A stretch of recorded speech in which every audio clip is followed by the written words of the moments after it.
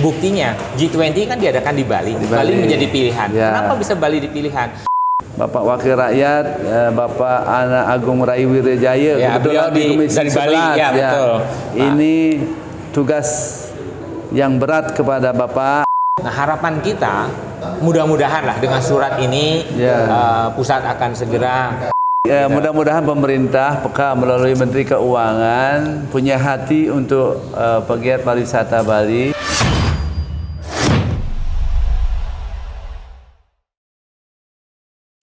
Selamat datang di Jarak Podcast. Pagi hari ini saya bersama Bapak Agus Mahahusada. Beliau adalah Ketua NCPI dan beliau juga WKU Kadin Bali, yang mana beliau sudah berpengalaman terhadap Pulau Bali, pebisnis di properti juga Pak Agus ya. Om Swastiastu. Selamat pagi. Selamat pagi. Ya, Pak Agus, apa kabar Pak Agus? Becek-becek. Ya, lama sekali nggak jumpa ini. Iya Pak Putu, ini sahabat lama saya di sekitaran Ubud di tahun 90-an awal. Ya, kira-kira di waktu kita di properti ya. Iya, perjuangan. Pagi hari ini begitu hangat isunya, Bapak Gubernur mengusulkan beberapa usulan untuk membela para pengusaha Bali, baik yang menjadi debitur di bidang pariwisata, karena NCPI ini adalah nawacita pariwisata Bali dan beliau juga tepat sekali yang membidangi pariwisata di Kadin. Saya hari ini mau bertanya Pak Agus, karena beberapa masyarakat Bali ya ada sesak napas sedikit yang memiliki permasalahan ya. Apa sih langkah Pak Agus menghadapi pariwisata era digital di tahun 2022 ini? Apa sih ada nggak strategi, karena ini menghadapi digitalisasi, semuanya digital. Terima kasih Pak Putu. Ya. Selamat pagi. Secara prinsip dengan globalization, digitalization kondisi yang sekarang ini, kita tidak bisa avoid bahwasanya ya kita harus siap berubah. Tentu yang utama itu adalah dari segi infrastruktur operasional tourism itu sendiri, dan marketing secara internasional akan mudah diraih melalui digital system. Nah, permasalahannya adalah bagaimana kita menyiapkan infrastruktur tersebut. Itu dulu. Nah, kami dari selaku Ketua Nawacita Pariwisata Indonesia Bali dan WKU Kadin untuk pariwisata, tentunya juga mempersiapkan hal-hal tersebut. Baik dari segi investment maupun opportunity keuangan digital yang melalui blockchain misalkan.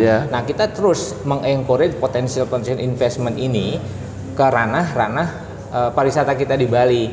Nah, di dalam infrastruktur operasional misalnya gitu. Nah, ke depan ini tidak ada choice buat manajemen hotel untuk menjadikan efisien di operasional, dan solusi itu hanya digital system. Nah, kita sudah mendevelop dengan salah satu partner kita, itu adalah digitalization dengan touchless system. Jadi mulai reservation system itu melakukan digital check-in, naik ke lift, memanfaatkan room device, semua itu dengan pembayaran digital system. Juga digital, pembayaran digital, dan bagusnya tamu itu dimanapun dia hotel itu posisinya, tetap F&B itu bisa di order dengan baik. Artinya ada potensi additional revenue buat hotel tersebut, dan demikian juga dengan operasional ada efisiensi. Front office jadi akan fokus kepada hospitality yang menjadi kekuatan Bali berbeda dengan daerah lain. Itu salah satu intentionnya gitu loh Pak. Artinya begini Pak Agus, karena kiat-kiat khusus untuk NCPI Bali itu apa untuk membuat pariwisata di worldwide ini bisa dipercaya lagi, karena pariwisata ini kan agak sensitif ya, sedikit saja isunya terkait dengan keamanan Bali ya, isu-isu yang memang kurang bagus itu bisa kayak perang pariwisata ya. Ini banyak contoh waktu 2-3 tahun yang lalu ya, isunya seperti apa ya, 15 tahun yang lalu waktu saya jadi guide itu riskan sekali, bisa lari tamunya ke Hawaii, Thailand, atau di Eropa lainnya, Prancis. Nah, apa kira-kira, karena ini worldwide, Bali is not owned by Balinese people, you know, it's, outside people say Bali is a country, but no, Bali is part of Indonesia. Artinya Pak Agus selaku pimpinan ini yang membidangi pariwisata Nawacita ini, apa sih ini worldwide loh, untuk menangkap kesempatan itu supaya Bali kembali lagi. Gimana itu? Jadi kita sejalan dengan kebijakan pemerintah dalam hal ini Pak Gubernur, bahwa dasar fundamental dari Bali tadi adalah budaya. Ya. Nah, di dalam tagline-nya Nawacita Pariwisata Indonesia Bali itu kita juga pakai Bali Spirit of the World. Wow. Dengan Bali Spirit of the World itulah kita tunjukkan bahwa jati diri yang kita bawa ke dunia internasional itu adalah apa yang kita punya, yang uncompatible, tidak bisa dibandingkan dengan yang lain. Kenapa? Kita hari ini mungkin satu-satunya island, satu-satunya daerah yang masih melakukan budaya itu sebagai keseharian kehidupan kita. Berbeda dengan misalkan di Thailand atau daerah mana yang mungkin sudah sebagian itu adalah performance. Baik. Sedangkan kita mulai dari bangun pagi, orang beraktivitas. Kalaupun dengan era modern, Bapak perhatikan di perjalanan di Tanah Kilap itu, anak-anak muda kita walaupun dengan motor bike dia berhenti sebentar bersembahyang di jalan untuk mohon keselamatan. Jadi hal kecil sebenarnya, tapi itu keseharian gitu. Itu belum bagian, lagi yang besar. Iya, bagian dari keindahan yang menjadi daya tarik turis juga. Karena itu bicara soul. Bicara tourism itu tidak ada yang mengalahkan daripada kenyamanan. Soal misi masing-masing daerah mengangkat ke uniqueness mereka, kelebihan mereka, itu ya banyak, semua punya kompetisi, semua punya kekuatan. Tetapi kelebihan kita itu kan menyentuh hati langsung. Banyak orang mengatakan begitu mendarat di airport di Bali, aroma hionya, aroma dupa kita itu sudah menjadikan justification bahwa mereka mendapatkan aura yang lebih. Nah, ini sebenarnya harus dipahami oleh teman-teman stakeholder pariwisata, terutama pelaku-pelaku kita, seperti Pak Putu katakan dulu pernah experience di guidance dan lain sebagainya. Itu bagaimana menyampaikan hal-hal kecil ini dalam perjalanan traveling kita di Bali. Tidak hanya sebatas lifestyle yang kita menjadi tren sekarang. Nah, bagaimana sekarang kekuatan Bali itu, budaya Bali itu, keseharian activity orang Bali itu diangkat lebih jauh, lebih tinggi di dalam lifestyle modern. Berarti pariwisata Bali itu di lain daripada pantai, Pantai Kuta, Pantai Sanur, Lopina dan lain-lainnya, baik rice terasnya di Jatiluwih, Tegalalang, ternyata bagian ini juga penting sangat yaitu penting, budayanya, itu dasarnya Pak, betul gitu. Dan SDM-nya kali ya. Nah, begini Pak Agus, ada pertanyaan dari rekan-rekan redaksi menanyakan, karena bukan itu saja, bagaimana caranya menarik event-event internasional gitu ya, seperti yang sudah terjadi sebelumnya supaya diadakan di Bali. Otomatis kan ekonomi Bali bisa tumbuh. Bisa tumbuh. Apa yang langkah? Nah, di dalam interaction tentang event-event internasional di sini juga kita kembali dihadapkan pada integrated participation daripada semua instansi terkait. Kita tidak bisa melepaskan daripada regulasi immigration kita. Terus kemudian regulasi terhadap usaha yang bisa benar dan baik di Bali terhadap event internasional. Karena ini dibutuhkan mulai dari collaboration daripada MICE kita yang standarnya mungkin belum mencapai market internasional itu secara direct. Nah, di sini harus ada participation, combination daripada kerjasama antara MICE kita dengan international marketnya. Nah, di sini dibutuhkan waktu yang akan dibuktikan dengan trust. Pada saat nanti trust itu sudah kita dapat, artinya apa? Kita sudah bisa menjangkau pasar direct langsung di luar. Nah, hari ini mungkin kita masih ketergantungan terhadap yang membawa MICE itu adalah orang mereka, network mereka yang ada di luar, mereka yang organize secara internasional. Karena MICE sekarang itu kadang-kadang tidak hanya satu negara, tapi bisa menjadi regular event. Nah, regular event itu nggak mungkin kita di sini yang melaksanakan. Artinya ada international IO atau international MICE company yang menghandle itu. Nah, bagaimana mereka masuk ke Bali dengan benar dan akurat, kan itu permasalahannya. Nah, di sini juga dari kita di pariwisata ke depan, dan hari ini pun kita juga akan terus berkoordinasi dengan teman-teman di institusi terkait, bagaimana membawa pesan-pesan regulasi ini ke pelaku-pelaku bisnis di luar itu dengan akurat dan benar, sehingga tidak terjadi kesalahan mereka masuk tanpa pemahaman yang clear. Jadi bagaimana pesan ini harus kita sampaikan di sana gitu loh Pak. Jadi akan menjadi daya tarik yang luar biasa. Karena begini, di International Event MICE itu undangannya pasti di board director ke atas kan gitu, managerial level. Artinya quality tourism yang kita harapkan banyak terjadi itu sebenarnya sudah tercapai langsung, karena that's the customer. Nah, tinggal apa complementary activities yang kita bisa lakukan di luar MICE tersebut. Katakanlah healing season gitu, treatment, medical, dan lain sebagainya yang arahnya juga sama ke quality. Jadi quality itu sebenarnya sudah ada gitu, tinggal kayak mana seperti Pak Putu katakan, berharap kita bisa ditingkatkan kan gitu Pak. Berarti terobosan NCPI ini Pak Agus sampaikan memang mesti harus dari travel yang bergerak di bidangnya itu mesti harus paham sekali knowledge-nya untuk menjual Bali. Dan terobosan lain untuk NCPI ini apa? Untuk yang kira-kira jangka pendek supaya mengembalikan ekonomi ini. Short term begini. Kalau Pak Putu lihat situasi fondasi ekonomi teman-teman pengusaha pariwisata kita di Bali, contohnya di akomodasi, di perhotelan, itu kan semua berat. Karena apa? Hari ini damage yang kita hadapi itu sudah di strukturnya sekali. Sudah nggak ada yang bisa membantu.